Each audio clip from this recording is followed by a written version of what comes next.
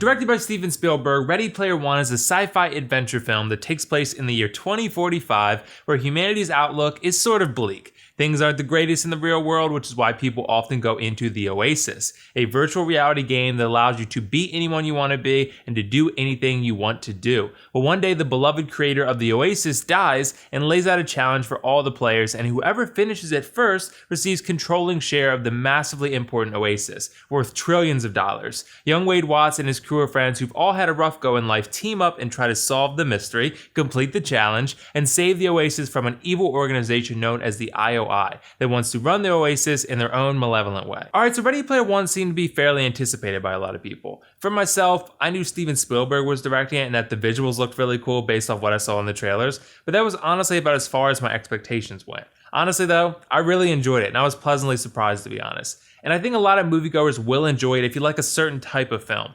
Because I think what propels the movie forward is its insane visual offerings, obviously, that feel and look very much epic and like an awesomely epic video game, which it basically is, honestly. And also just how much of it is built around nostalgia regarding pop culture over like the last 50 so years, maybe more. I think the characters are good enough and the performances are overall good enough as well to keep you invested in what these characters are fighting for, and their overall calls to save the Oasis from, falling into the hands of greedy corporations like IOI that just want to destroy the true value of the game, the escapism, camaraderie, and sense of community that the players all feel with one another.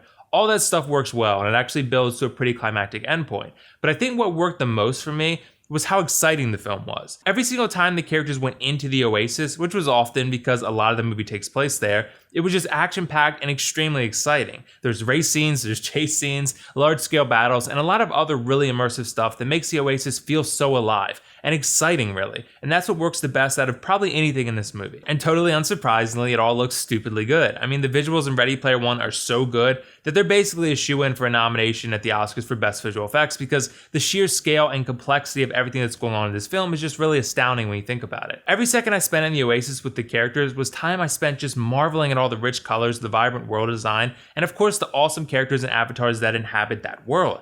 There's a lot of characters that you're going to recognize from famous games, shows, and movies, and they're all there to make things feel super epic and grand. And of course, obviously, to make you feel nostalgia as well. A big reason Ready Player One works as well as it does is because of that nostalgia factor. Like I mentioned, there's a ton of characters, a ton of Easter eggs, and a ton of references to pop culture icons over the past 50 or so years. There's actually one specific level that the characters go to in the middle of the film that just works on so many levels because of how cleverly it's executed. Trust me, if you keep up with popular culture and you've watched a lot of the more renowned movies and shows over the past years, then Ready Player One is certainly going to be the movie for you. But there is another catch as well. I have a strong suspicion, really, I know this is a fact really, that Ready Player One is also primarily targeted towards people that enjoy video games. Because considering a lot of the movie takes place within the Oasis, which is a video game, there's a lot of references to video game technicalities and just a lot of references to what actually makes video games such a fun and even fulfilling experience for the player. Basically what it boils down to is that the film is often hyper-focused on the value of video games and how they can help people build relationships they wouldn't have otherwise.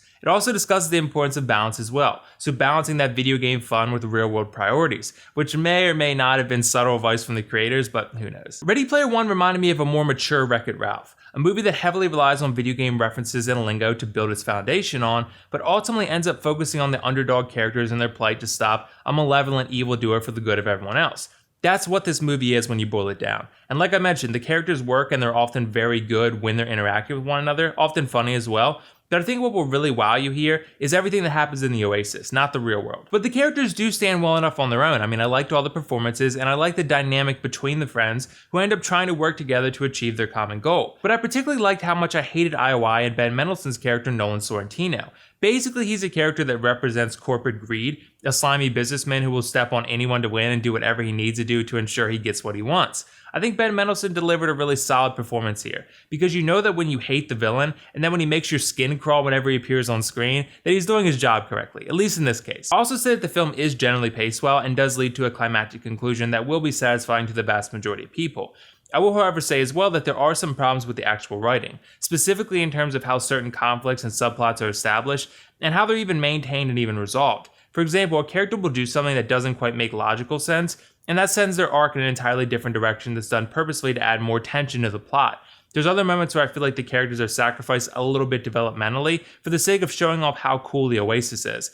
I mean, I loved every second of The Oasis, and I was fairly invested in these characters overall despite that, but I did find myself wanting to know a little bit more about them. What we do know about them proves ultimately fairly basic. But overall, I've really enjoyed Ready Player One, and I think it will still appease general audience members, but I think it's more specifically targeted towards gamers and obviously mega fans of popular culture. Those will be the audiences that enjoy it the most. Regardless, as for the pros cons, I thought Ready Player One sports some outstanding visuals, probably the best of 2018 thus far, tons of nostalgia and popular culture references, an exciting and action-packed story, and a great ending. As for the cons, I'd say just some of the writing. It doesn't always work as well as it probably should, and there's a few missing pieces here and there. Overall though, I'm going to give Ready Player One a 9 out of 10 and recommend you check this one out. If you're a gamer or a pop culture buff, I think you'll love this film. If not, I think you'll still enjoy it, but just know what you're getting yourself into. So did you guys see Ready Player One yet? What did you think of it? And if not, let me know why not. And also let me know your favorite Steven Spielberg film. Probably Schindler's List for me still. Either way, that's all for now. This is WillFoxification signing off. See you in the next video.